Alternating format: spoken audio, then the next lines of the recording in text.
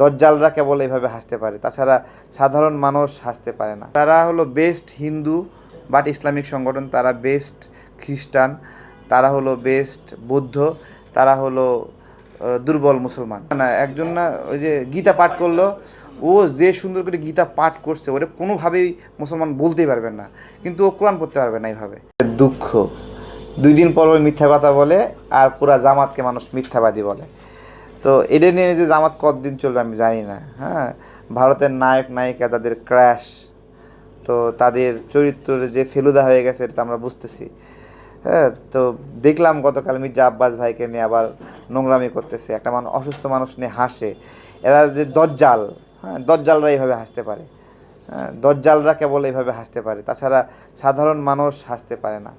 হ্যাঁ, এটা হলো জামাতের রূপ, মানুষের অসুস্থতা নিয়ে হাসে, বিভিন্ন কিছু নিয়ে করে। এবং জামাত নেতাকর্মীরা এরকমই নোংরা। হ্যাঁ, আমার বাবা যখন মারা যায় না সেখানে দেয় নোংরা নোংরা কমেন্ট করছে, এরকম করে। এখনও বাবাকে নিয়ে, আমার মৃত বাবাকে নিয়েও অনেক আজে বাজে কমেন্ট করে। তো এগুলো আছে, এদের তো মধ্যে তো ধর্মীয় বিষয়গুলো ওই রকম করে নাই। এরা তো ইসলামিক শিক্ষা শিক্ষিতও না। ওই আলিয়া মাদ্রাসায় 2-4 কলম একটু গেছে, একটু কোরআনটাও ঠিক মতো পড়া শেখেনি। হ্যাঁ, তো সেটাই আমরা আমাদের আমাদের কপাল খারাপ, বুঝছেন, কপাল খারাপ।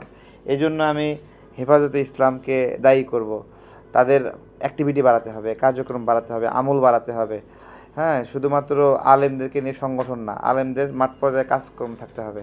অনেকদিন হেফাজতে ইসলামের প্রোগ্রাম দেখি না, ঠিক আছে। যখন সত্যিকার অর্থে ইসলামিক স্টেক হোল্ডাররা ফাংশন করবে তখন জামাত তো পারবে না। কারণ যখন একই ইয়েতে ওকে যখন দিবেন যে তুমি তো জামাতের অমুক থানার আমির, ইমামতি করো, তখন তো সে তাহের ভাইয়ের মতো হাক্কল ব্যাককল ক্যাককল এগুলো বলে ফেলবে, বুঝছেন, বলতে পারে না তো এরা।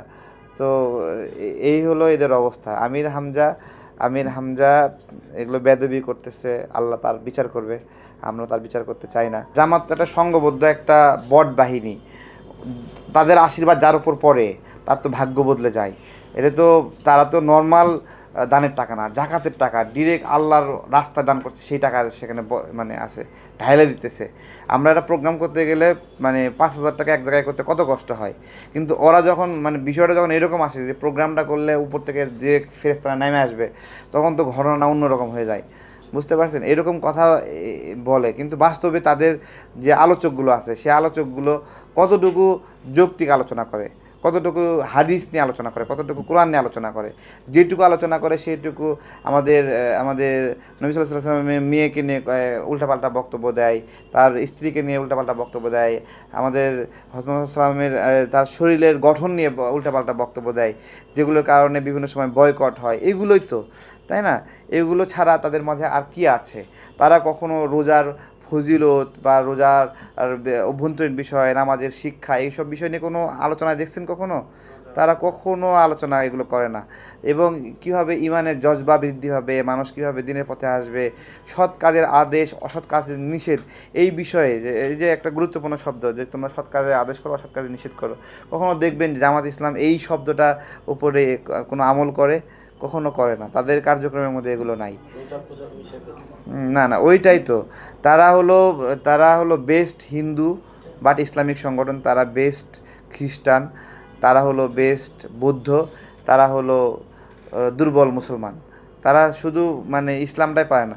দেখেন ওই যে কী পড়ছে না, হিন্দুদের কি পড়ছে, না না না না একজন না ওই যে গীতা পাঠ করলো, ও যে সুন্দর করে গীতা পাঠ করছে ওটা কোনোভাবেই মুসলমান বলতেই পারবেন না, কিন্তু ও কোরআন পড়তে পারবে না এইভাবে।